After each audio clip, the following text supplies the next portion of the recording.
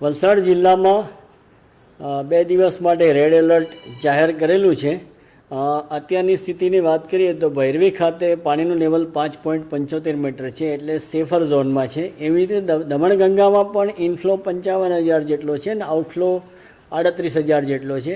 8 gate 1 metre જેટલા ખુલ્લા છે અને રૂલ લેવલથી ઘણું નીચે પાણી છે, એટલે દમણગંગામાં પણ અત્યારે કોઈ ચિંતાજનક સ્થિતિ નથી.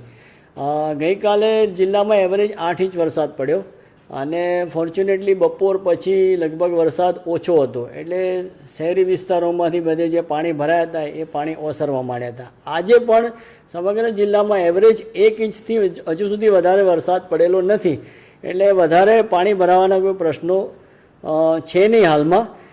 ગઈકાલની સ્થિતિ આપણે જે શહેરના 2 નીચાણવાળા વિસ્તારો છે, કાશ્મીરનગર અને બરુડિયાવાડ, અને નજીકમાં ભાગડા ખુર્દ, લીલાપોર, બરડિયાવાડ, ખાડિયા નનકવાડા અને વેજલપોરમાં એમ 6 નીચાણવાળા વિસ્તારમાંથી 1152 લોકોને સ્થળાંતર કરેલા છે.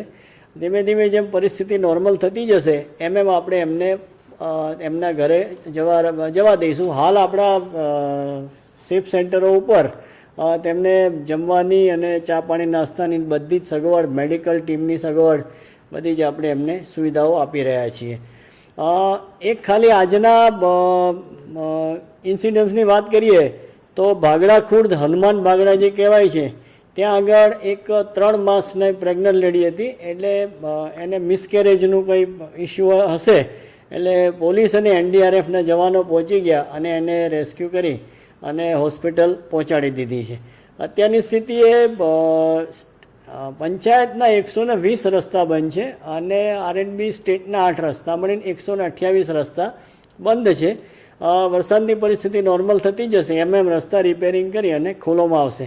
હાલની સ્થિતિએ જો જિલ્લાની વાત કરીએ તો વલસાડ જિલ્લામાં અત્યારે એવી કોઈ પૂરની બહુ ચિંતાજનક સ્થિતિ નથી, પરંતુ 2 દિવસ માટેનું રેડ એલર્ટ હોય તમામ વલસાડવાસીઓને મારી અપીલ છે કે તેઓ સાવચેત રહે, સાવધાન રહે અને પૂરની કોઈ પણ પરિસ્થિતિનો ઊભી થશે તો આપણે એનો સફળતાપૂર્વક સામનો કરીશું.